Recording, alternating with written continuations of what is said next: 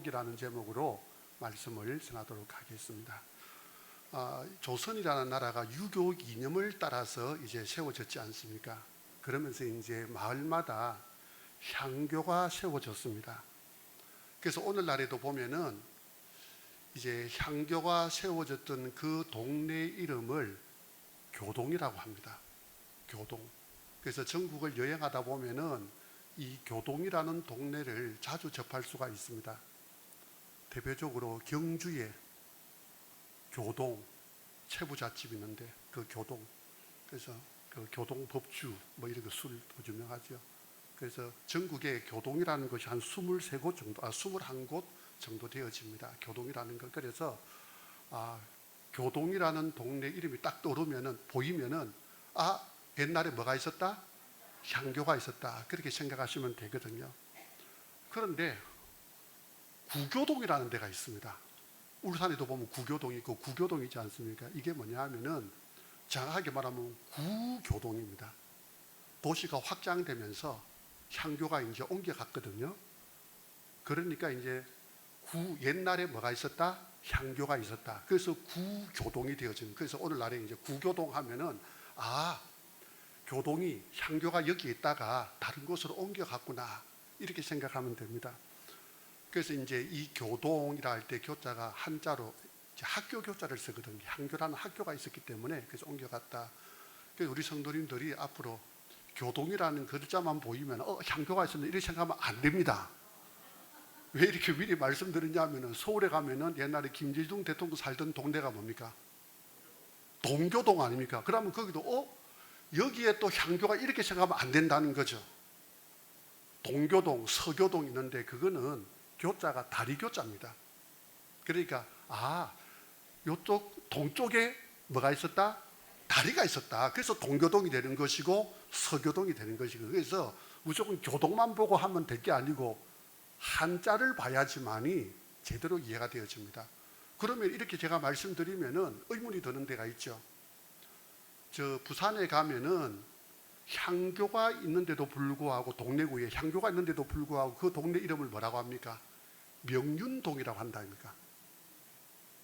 그럼 목사님, 거기는 향교가 있는데 왜 교동이라고 안 하고 명륜동이라고 할까요? 향교의 중심 건물, 학습하던 공간, 그것을 뭐라고 합니까? 명륜당이라고 하지 않습니까? 그래서 이제 거기는 왜 그런지는 모르겠지만은, 그래서 그 공부하던 그 장소가 명륜당인데 향교 안에, 그래서 그 이름을 따가지고 명륜동이라고 하는 거죠. 그래서 서울에다도 명륜동이 있고, 그 전국에 4곳이 명륜동이라고 그렇게 이름이 붙여져 있습니다. 그래서 이제 우리 성도님들이 여행을 하다 보면은 앞으로 교동 또 명륜동 이런 글자가 나오면은 머릿속에서 이제는 느낌적으로 알겠죠. 옛날에 뭐가 있었다? 향교가 있었다. 그래서 지명에 대해서 오늘 설교하기 전에 왜 생뚱맞게 이 지명을 가지고 언급하는 거 좀 언급할 게 제가 있기 때문에 그러는 거거든요. 또 하나, 원래 설교보다는 사실 이런 이야기가 더 재밌잖아, 사실은요. 제주도에 가면은 시가 2개가 있습니다. 제주도에 가면은 뭐가 있습니까? 시가. 제주시하고 또. 그런데 왜 서귀포라고 했을까요? 왜 서귀포라고 이름했을까요? 그 유래가 있습니다. 유래가. 만리장성을 쌓았던 이 진시황이 이 신하들을 보내가지고 구해오라고 한 게 뭐였습니까? 불로초였죠. 그래서 이제 진시황의 명령을 받았던 그 서복이라는 사람이 제주도까지 왔습니다. 불로초를 구하기 위해서. 서복이라는 사람이. 그래서 제주도까지 와가지고, 그래서 이제 불로초를 한 설은 구했다는 설도 있고 한 설은 구하지 못했다는 설도 있습니다. 어느 쪽인지는 알아서 판단하시고요. 그 중요한 것은 뭐냐 하면은, 이제 하여튼 간에 진시황의 명령을 받아서 이 서복이 제주도까지 와가지고 이 불로초를 하여튼 구했다 또는 구하지 못했다, 이런 과정들이 있지만은 결국에는 이 서복이 서쪽으로 돌아서 간 포구, 그렇게 해서 이름이 뭡니까? 서귀포가 되어지는 겁니다. 그 서귀포에 가면은 서복전시관이라고 있거든요. 그래서 서귀포라는 이름이 바로 서복이 서쪽으로 돌아서 간 포구, 그렇게 해서 이름이 유래가 서귀포가 되어지는 겁니다. 제가 왜 이렇게 지금 말씀드리냐면은 지역이라든가 또는 이 마을 자체가 보면은 다 유래를 가지고 있습니다. 유래를. 오늘 본문에도 보면은 한 이름 지명에 대해서 그 유래가 나오고 있습니다. 우리 1절 다 같이 한번 읽어볼까요? 1절 다 같이 한번 읽어보겠습니다. 시작.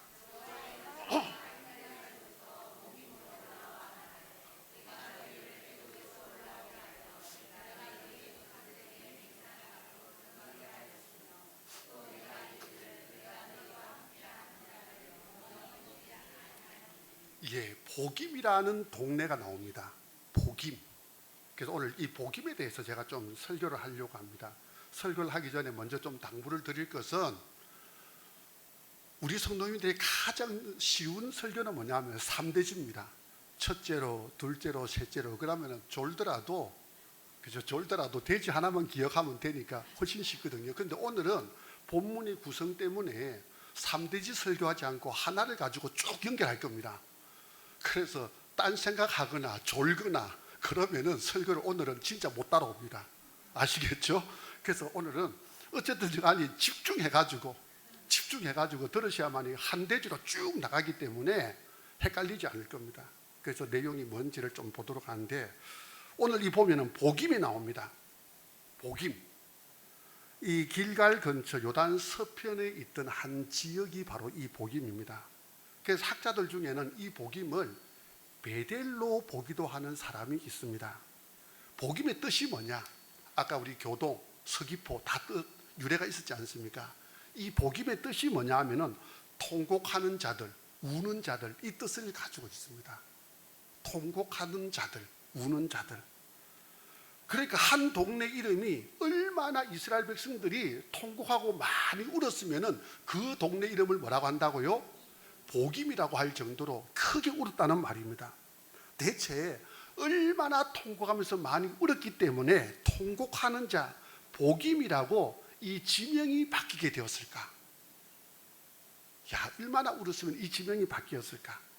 우리 그걸 한번 보려고 하는 겁니다. 이스라엘 백성들이 이제 출애굽하고 그리고 광야 40년을 지나가지고 요수아의 인도로 가나안 정복 전쟁을 이제 막 벌린 겁니다. 그리고 이제 지파별로 땅 분배도 마쳤습니다. 이제 지파별로 이 땅을 분배받은 이스라엘 백성들은 그들이 분배받은 땅에서 가나안 족속들을 물리치면서 땅을 정복하기만 하면 되거든요. 그런데 이때에 요수아가 그만 죽고 맙니다. 자, 그러면서 이스라엘 백성들은 각자 해야 될 일들에 대해서 각 지파가 해야 될 일들을 가지고서 느슨하게 손을 놓아버리죠. 그래서 사사기 1장 우리가 지난번에 살펴봤지만은 1장 19절부터 33절에 걸쳐가지고 9번이나 걸쳐서 나오는 말이 뭐냐면은 쫓아내지 못했다. 9번에 걸쳐서 이 말이 나옵니다. 쫓아내지 못했다. 오히려 단 자손의 경우는 제가 뭐라고 말씀드렸습니까? 그냥 쫓아내지 못한 정도가 아니라 이들은 어떻게 했다고요? 분배받은 땅에서 쫓겨나가지고 북쪽으로 도망갔다. 제가 말씀드렸지 않습니까? 이들의 이유가 뭡니까? 가나안 사람들은 바로 이 철병거라는 막강한 무기를 가졌기 때문에 그들이 위치한 것은 요새였기 때문에 정복 전쟁을 수행할 수 없다. 이게 그들의 핑계였거든요. 그런데 하나님의 평가는 다르다는 겁니다. 우리 2절 다 같이 한번 읽어볼까요? 잠올만 하면은 다 같이 읽어봅시다. 잠올만 하면 또 읽어봅시다. 자, 한번 읽어보겠습니다. 2절 다 같이 시작.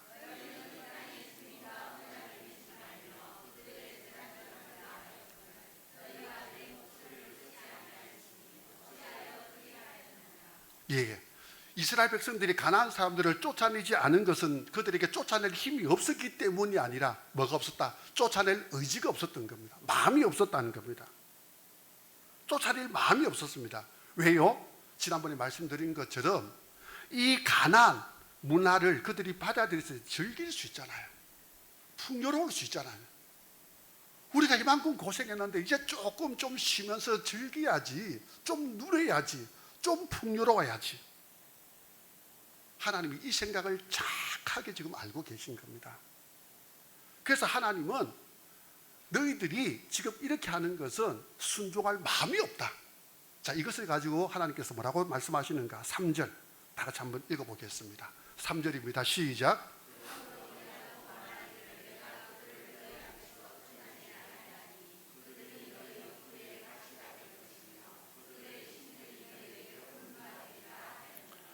예, 그래? 이제 너희들이 이 가나안 사람들 때문에 너희가 가시가 될 것이가 올무가 될 것이다. 너희들 한번 고생해봐. 순종하지 않으니까, 불순종하니까 하나님께서 이제 가시가 되어서 올무가 되어서 너희들을 괴롭힐 것이야. 하나님께 이렇게 말씀하셨거든요. 이러고 나니까 이 사람들이 이 지역이 복임이라고 이름이 바뀔 정도로 큰 소리로 울었다, 이 말입니다. 그래서 우리 1절 다 같이 다시 한번 읽어보도록 하겠습니다. 1절입니다. 시작.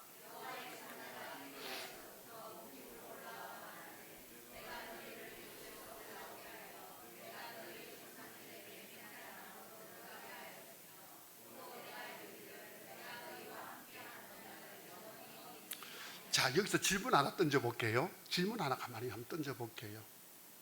하나님께서 불순종하는 이스라엘 백성들을 책망하기 위해서 하나님의 사자가 와서 책망했지 않습니까? 그래서 복임이란 이름이 바뀔 정도로 큰 소리로 울었거든요. 그런데 이 책망하기 위해서 여호와의 사자가 어디에서부터 왔다고 말씀합니까? 어디에서부터요? 좀 이상하지 않습니까? 한번 가만히 한번 생각해 보십시오. 책망하기 위해서 여호와의 사자가 왔는데 길갈에서 왔대요. 길갈에서. 왜 길갈에서 왔을까요? 하필이면은 차라리 우리 이스라엘 백성들이요 이제 그리심산 에발산에서 축복하고 저주했지 않습니까? 정복하고 난 다음에 그 그리심산과 에발산이 있었던 동네가 어디입니까? 세겜이지 않습니까? 차라리 그러면은 세겜에서 오는 게 맞지 않을까요? 너희를 축복하기 위해서 또는 너희를 저주하기 위해서 세겜에서 왔다, 이런 게 훨씬 더 낫지 않을까요? 요수아 18장 1절을 제가 한번 읽어볼게요. 이스라엘 자손이 온 회중이 실로에 모여 거기에서 회막을 세웠으며 되어 있거든요. 그러니까 이 당시에 성막이 어디에 있었단 말입니까? 실로에 있었지 않습니까? 그러면은 실로에 성막이 있으니까 하나님의 사자가 어디서 오는 게 맞습니까? 실로에서 오는 게 맞잖아요. 그럼 하나님의 사자가 실로에서 왔다, 그러면 이해가 되죠. 성막이 거기 있으니까. 그런데 여호와의 사자가 어디에서 왔다? 길갈에서 왔다. 왜 길갈에서 왔을까요? 우리가 생각할 때에는 실로가 맞잖아요. 사실 성막이 있으니까. 아니면은 축복과 저주를 선언했던 세겜에서 오는 게 맞잖아요. 그런데 느닷없이 길갈에서 왔대요. 왜 그럴까요? 이거 궁금하지 않습니까? 우리 다시 한번 더 좀 생각해 보겠습니다. 요단강이 갈라지는 이 놀라운 기적을 경험했습니다. 그래서 요단강을 건넜잖아요. 자, 그러면 이 놀라운 기적을 경험했을 때에 요수아 5장 1절에 그 강을 건너왔을 때에 이 가나안에 살던 사람들의 반응이 어떻냐 하면은 요수아 5장 1절에 보면은 요단 서쪽의 아모리 사람의 모든 왕과 해변의 가나안 사람의 모든 왕들이 여호와께서 요단물을 이스라엘 자손 앞에서 말리시고 우리를 건너게 하셨음을 듣고 마음이 녹았고 이스라엘 자손들 때문에 정신을 잃었더라. 가나안 사람들이 지금 혼비백산에가 있다는 거 아닙니까? 요단강을 건너왔으니까. 전쟁할 때, 싸움할 때에 가장 중요한 게 뭡니까? 힘도 힘이지만 그것보다 더 중요한 게 기싸움입니다. 지금 이 분위기 좋을 때에 서둘러 전쟁을 해야 된다고요. 자, 그런데 이때에 하나님께서 뭐라고 명령하신지 아십니까? 요단강을 건너왔을 때에, 이 좋은 분위기 때에 빨리 가서 전쟁해라, 가나안 사람들 기죽고 있다, 이게 아니고 하나님께서 할례를 명하십니다. 요수아 5장 2절 3절에 보면은 그때 여호와께서 요수아에게 이르시되 너는 부싯돌로 칼을 만들어. 요단강을 건넜을 때에 전쟁하라고 안 하고 부싯돌로 칼을 만들어 가지고 할례를 행해라, 이렇게 지금 말씀하시고 있는 겁니다. 할례를 하려면은 언제 하는 게 맞습니까? 요단강을 건너기 전에 하는 게 맞잖아요. 왜냐하면 할례하고 나면은 거동이 힘들기 때문에 적군이 쳐들어오면은 대응이 안 되잖아요. 그 차라리 할례를 하려면 요단강 건너기 전에 하고, 그리고 온전하게 되어졌을 때 요단강 건너서 그러고 난 다음에 기싸움 해가 빨리 전쟁해야 되는데 실컷 기적을 경험해서 요단강을 건넜는데 그때 갑자기 스톱 전쟁 그만 할례 행해. 만일 적들이 쳐들어오면 어떻게 될까요? 속수무책으로 당할 수밖에 없는 것 아닙니까? 왜 하필이면 하나님께 요단강을 건너가지고 할례를 받게 하셨을까요? 지금 질문을 지금 두 가지 던져준 겁니다. 왜 길갈에서 왔는가? 두 번째, 왜 지금 이때에 할례를 행하게 했는가? 할례가 뭡니까? 이스라엘 백성들이 하나님이 백성이 되었다는 것을 선포하는 언약이 바로 할례잖아요. 하나님이 주신 이 가나안 땅을 살아갈 때에 하나님의 언약 백성임을 너희들이 잊으면 안 돼. 너희들이 이 땅에 살아갈 때 너희들은 언약을 맺은 하나님의 백성이야. 이것을 다시 한번 더 기념하고 되살리는 것이 뭐가 되는 겁니까? 할례잖아요. 그래서 이 땅에 발을 디디자마자 하나님께서 행하신 것이 뭡니까? 할례 행해라. 모든 것은, 이 전쟁과 모든 것은 내 손에 달렸다. 걱정하지 말고 할례해라. 그거 말씀하신 겁니다. 이 할례가 실제적으로 뭘 말할까요? 하나님 백성 살아간다는 것이 언약 백성으로서 자기 욕망, 세상의 가치 이거 다 잘라내는 거잖아요. 할례가 다 잘라내는 것 아닙니까? 그리고 하나님의 백성답게 거룩하게 구별되게 살아가는 것, 이게 바로 할례를 행하는 것입니다. 그래서 요수아 4장 24절에 보면 이렇게 말씀하고 있거든요. 이는 땅의 모든 백성에게 여호와의 손이 강하신 것을 알게 하며 너희가 너희 하나님 여호와를 항상 경외하게 하려 하십니다. 하나님 제대로 경외하도록 할례를 행하게 했다는 겁니다. 그렇다면 이스라엘 백성들이 가나안 땅을 이제 들어와서 이 할례를 하겠다고 한다면 이제 어떻게 살아야 될까요? 하나님의 백성답게 하나님을 예배하는 모습으로, 구별된 모습으로 이제 살아야 되는 것 아닙니까? 하나님께서 이것 때문에 이들을 출애굽시켰고 여기까지 인도하신 거잖아요. 요수아 5장 9절에 이렇게 말씀하거든요. 여호와께서 요수아에게 이르시되 내가 오늘 애굽의 수치를 너희에게서 떠나가게 하였다 하셨으므로, 할례를 행함으로써 애굽의 수치를 이제 떠나가게 했다고 하죠. 그 할례를 행한 그곳 이름을 오늘까지 길갈이라 하니라. 할례 행한 곳이 어디라는 겁니까? 길갈이라는 거죠. 이 길갈에서 여호와의 사자가 지금 이 불순종하는 백성들에게 찾아온 겁니다. 길갈이 무슨 뜻인지 아십니까? 굴러갔다. 애굽의 수치, 애굽의 이 가치들, 그 애굽에서 자기의 욕망을 가지고 살아가던 이 모든 것들을 떠나보냈다. 이게 길갈이라는 겁니다. 이스라엘 백성들이 할례를 행했을 때에 하나님은 이제 애굽의 수치가 떠나갔다, 그렇게 말씀하셨다고요. 그렇게 본다면 이스라엘 백성들이 이제 출애굽해가지고 광야 시절을 거쳐서 요단강을 건너서 가나안 땅에 들어왔을 때에 할례를 받기 전까지는 이 이스라엘 백성들이 진정으로 애굽을 나왔다고 말할 수 있는 게 아니겠죠. 진짜 애굽을 나왔다는 것은 언제부터가 되는 겁니까? 길갈에서 할례를 행하면서부터. 그 전까지는 몸은 애굽을 떠나왔지만 마음은 여전히 어디에 머물러 있었단 말입니까? 애굽에 머물러 있었다는 거죠. 그래서 애굽에서 하던 습관이 그대로 있고 애굽에서 즐기던 욕망이 그대로 있더라는 겁니다.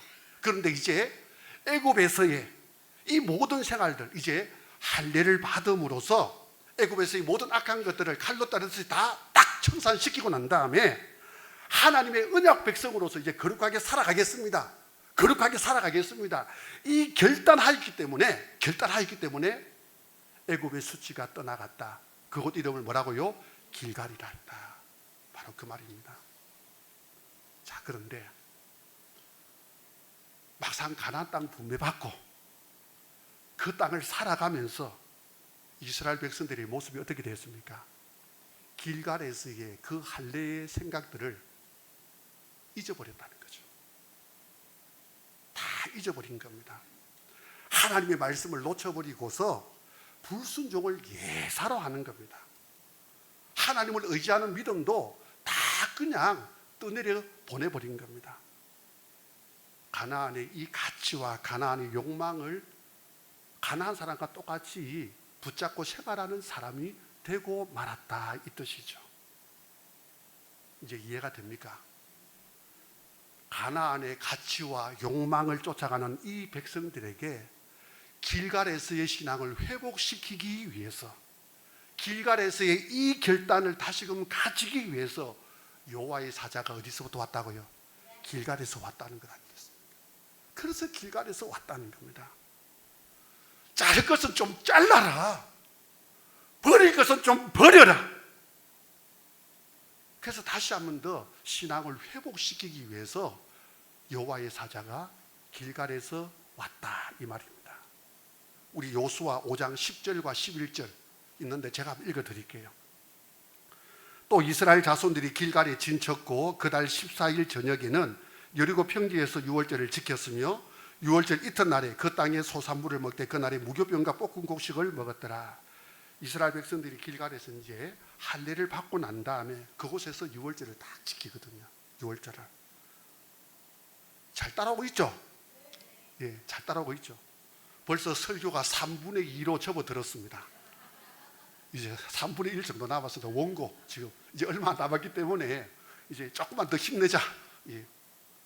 그래서 이제 길갈에서 할례를 받고 난 다음에 유월절을 지키거든요. 이 유월절을 지키는데 하나님이 당시에 최고의 제국이자 이 강대국인 애국을 물리치고 이스라엘 백성들을 해방시키 주신 이것을 기억하고 감사하기 위해서 지키는 그 절기가 뭡니까? 유월절이지 않습니까? 잔치를 벌이는 겁니다. 자, 그런데 보십시오. 가나안 전쟁을 앞두고 유월절을 지켰다는 것은 결국 무슨 말이겠습니까? 바로 애국과 싸워 승리하신 하나님이 이제는 앞으로 너희들 할례 받고 난 다음에 이제 가나안과 전쟁 벌여야 되는데 이 가나안 전쟁에서 애굽에서 이기신 하나님이 너희들과 함께 계시면서 가나안 사람들도 이기게 해주겠다는 바로 그 약속의 징표가 유월절을 지키는 것 아니겠습니까? 그래서 미리 승리의 잔치를 지금 벌이는 거죠. 이러한 사연이 있던 곳이 어디입니까? 이러한 사연이 있던 곳이 어디입니까? 길갈이잖아요. 길갈 아닙니까? 그렇다면은 여호와의 사자가 이 길갈에서 왔다는 것은 가나안과 싸워 승리를 주시는 분이 하나님인데 왜 하나님 의지하지 않고 가나안 사람 두려워해가지고 지금 주눅 들어서 주저앉아 있느냐? 이거 지금 책망하기 위한 것 아닙니까? 승리를 주시는 하나님이 너희와 함께 하시는데도 불구하고 왜 하나님 앞에서 두려워하면서 주저앉아 있느냐? 그거 책망하기 위해서 어디에서 오셨다는 겁니까? 길갈에서 오셨다는 것 아닙니까? 자, 우리 한번 스스로 한번 돌아볼까? 이제 본문은 충분히 우리가 이제 살펴봤는데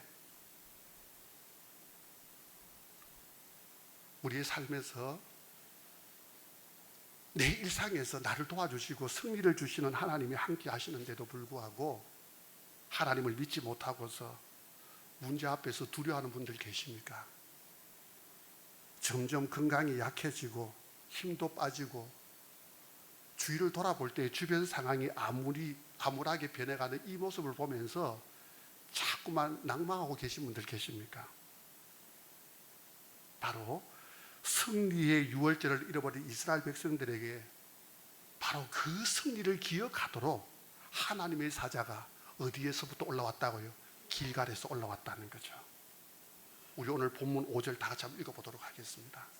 5절 다 같이 읽겠습니다. 시작.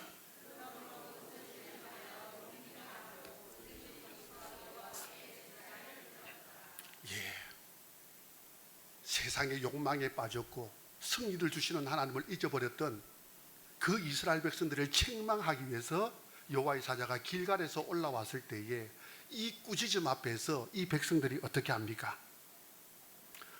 예, 여호와의 사자가 책망하니까 이스라엘 백성들이 어떻게 합니까? 예, 울었잖아요. 동네 이름이 바뀔 정도로 크게 소리내서 울었지 않습니까? 그리고 난 다음 뭐 했습니까? 본문에 있는 것처럼 하나님께 제사를 지냈죠. 이들의 불순종, 이들의 죄악상을 지적할 때에 백성들이 울기 시작합니다.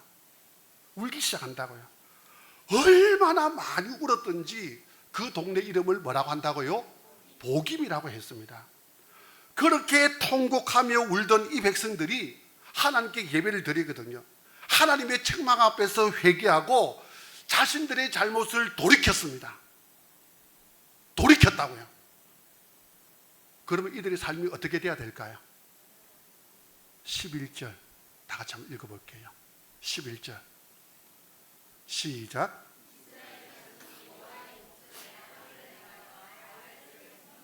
어떻게 하고 있습니까? 큰 울을 놓고 난 다음에 지금 뭐 하고 있습니까? 또다시 죄를 짓고 있잖아요. 이름이 바뀔 정도로, 복임이라고 이름이 바뀔 정도로 큰 소리도 통곡했습니다. 그런데 똑같이 생활하고 있는 겁니다. 그러면은 이들이 울었다는 것이 진정한 회개라는 말일까요? 큰 소리를 한번, 진짜 이들이 진짜 큰 소리로 울면서 동네 이름이 바뀔 정도로, 복임 나갈 정도로 그렇게 울었는데 이들의 울음은 진정한 회개였습니까? 진정한, 빨리 큰 소리 한번 대답해 보시죠. 진짜 회개 맞습니까? 아닙니까? 아니잖아요.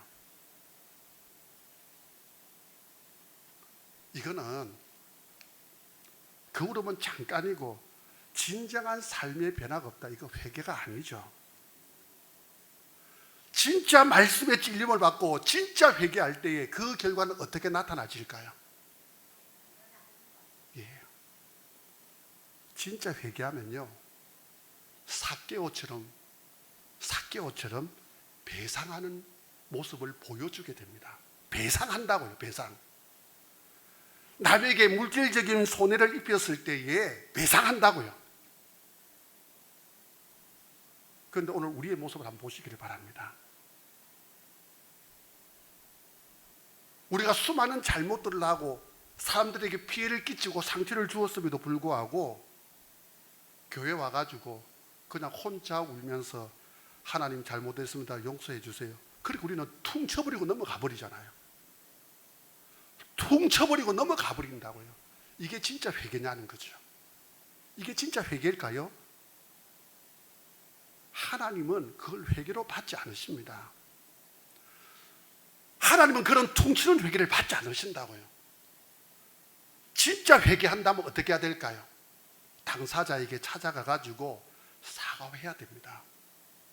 손해를 끼친 게 있다면은 갚아야 되는 거죠. 삶의 뼈아픈 부분까지도 도려낼 수 있는 것이 이게 뭐라는 겁니까? 진짜 회개라는 겁니다. 기도원처럼 우상을 찍어내는 그 회개를 해야 되는 거죠. 내 삶에 하나님보다 더 사랑하는 돈이 있습니까? 미디어에 중독되어 있습니까? 쾌락과 같은 말들이 있다면은 마음으로만, 아이고 내가 이러면 안 되는데 하나님 그거 잘못했습니다. 거기서 그치면 안 된다고요. 거기서 그치면 안 된다고요. 어떻게 해야 되느냐? 그 앱 자체를 이 순간에 당장 지워야 되는 겁니다. 지우는 데까지 가야 되는 거죠. 그 관계를 끊어내는 데까지 가야 되는 겁니다.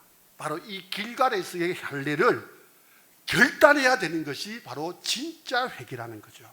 그래서 마태복음 3장 8절에서 뭐라고 말씀하지 아십니까? 우리 주님께서 그러므로 회개에 합당한 열매를 맺고, 이게 회개입니다. 울었습니까? 회개한다고 울었습니까? 그러면 진짜 회개는 눈물이 아니라 돌아서는 행동으로 나타나야 되는 겁니다. 뭐로 나타나야 된다고요? 행동으로 나타나야 되는 거죠. 그래서 내 삶이 근본적으로 변화되고 회개에 합당한 열매가 나타나야 이게 뭐라고요? 진짜 회개가 되는 겁니다. 잠시 잠깐의 감상적인 회개로 끝나면 안 되죠. 눈물은요, 잠시 내 감정을 씻어줄 뿐입니다. 내 삶을 바꾸지를 못한다고요. 가정생활이 힘들고 직장에서 이리저리 치이면서 적당히 세상과 타협하던 그 타성에 젖어 있습니까? 그렇다면요, 우리 이제 이 값싼 이 복임의 눈물, 이게 아니고 진짜 결단을 다짐하는 길갈의 신앙으로 우리 함께 들어갈 수 있기를 주님의 이름으로 축복합니다. 삶으로 나타나셔야 됩니다. 자를 것은 잘라야 되는 거죠. 버릴 것은 버려야 되는 겁니다. 제가 좀 더 구체적으로 간단하게 다시 말씀드릴게요. 마음에 관계적으로 사람들과의 문제가 있습니까? 하나님께 나와서 퉁치지 마십시오. 오늘 말씀이 뭐라고 말합니까? 직접 그 사람 만나서 해결하라는 겁니다. 그 사람과의 직접 관계가 부딪혔습니까? 해결하는 것이 회개입니다. 내 입에서부터 자꾸만 불평, 불만, 험담이 나옵니까? 진짜 회개한다면 하나님 앞에서 눈물을 퉁치는 것이 아니라 어떻게 해야 됩니까? 내 입술을 잠궈버리는 것이 진짜 회개라는 겁니다. 그 회개의 자리로 들어가야 되는 거죠. 그 회개, 우리가 이것을 잊어버리고 놓쳐버리고 살기 때문에 오늘 하나님의 사자가 우리 푸른숲 교회에 오셔서, 어디에서? 길갈에서 오셔서 바로 참된 회개 길로 나가라고 오늘 말씀을 통해서 이렇게 선포하고 계신 겁니다. 바라기는 감정적인 이 뉘우침을 넘어서서 삶을 180도로 돌이키는 진짜 회개의 열매를 맺어서 하나님을 기쁘시게 하는 우리 귀한 성도들 되시기를 우리 주님의 이름으로 축원합니다. 우리 다 같이 한번 찬양하도록 하겠습니다.